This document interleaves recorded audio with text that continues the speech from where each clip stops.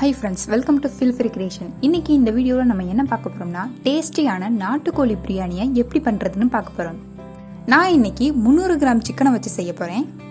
First மேரினேஷனுக்கு ready பண்ணிக்கலாம். ஒரு பவுல்ல 300 கிராம் சிக்கன் எடுத்துக்கோங்க.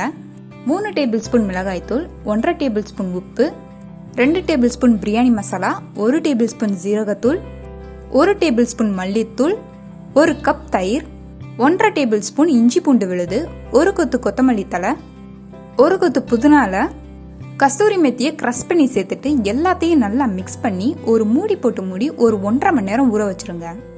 அப்புறம் ஒரு கடாயில 3 டேபிள் ஸ்பூன் நெய், 2 டேபிள் ஸ்பூன் எண்ணெயை சேர்த்து எண்ணெய் நல்லா சூடானதும் 4 கிராம்பு, 4 மிளகு, 2 பச்சை ஏலக்காய், 1 கருப்பு ஏலக்காய், 1 துண்டு பட்டை, 1 ஜாதி பத்திரிக்காய், 1 அன்னாச்சி பூ, 1/2 டேபிள் ஸ்பூன் சோம்பை சேர்த்து கொஞ்சம் வறுத்துட்டு நீல நீளமா கட் பண்ண 2 வெங்காயம், 3 பச்சை மிளகாயை கீறி போட்டுட்டு வெங்காயம் நல்லா கோல்டன் பிரவுன் கலர்ல வர்ற அளவுக்கு வதக்கிக்கோங்க.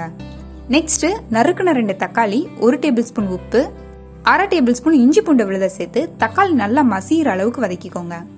இப்போ மேரினேட் பண்ணி வச்சிருக்க சிக்கனை சேர்த்துட்டு மூடி போட்டு மூடி கொஞ்சம் வேக வச்சுக்கோங்க. சிக்கன்ல இருந்து கொஞ்சம் தண்ணி வெளியே வரும்.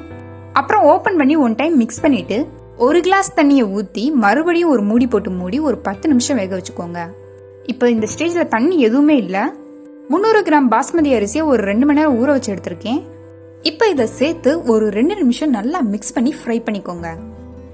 அரிசி கொஞ்சம் வெந்ததுக்கு அப்புறம் 450 ml தண்ணியை சேர்க்க போறேன். 1 கப் அரிசிக்கு 1.5 கப் தண்ணியை சேர்த்துக்கோங்க. உப்பு கரெக்டா இருக்கான்னு செக் பண்ணிட்டு தேவைன்னா சேர்த்துக்கோங்க. இப்ப எல்லாத்தையும் நல்லா மிக்ஸ் பண்ணி கொஞ்சம் கொத்தமல்லி தலை, கொஞ்சம் புதினா இலையை தூவி விட்டு ஒரு மூடி போட்டு மூடி ஒரு 20 நிமிஷம் வேக வச்சுக்கோங்க. இப்ப அரிசி நல்லா வெந்து வந்துருச்சு.